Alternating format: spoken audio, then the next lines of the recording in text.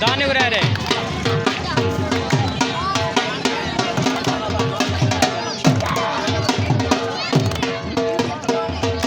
भाई दाने नु ले रहे दाने नु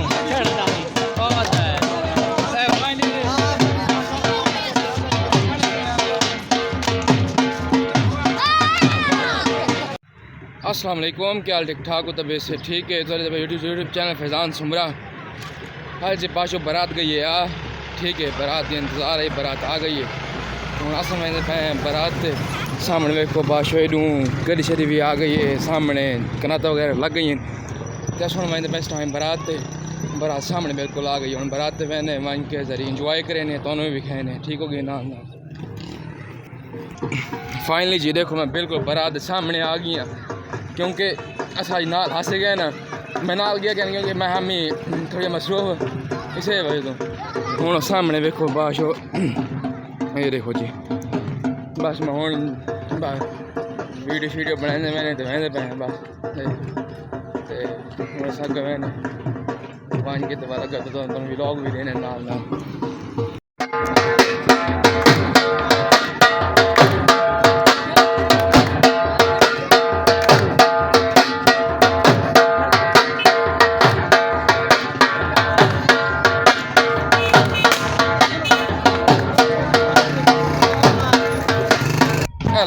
नहीं बनाना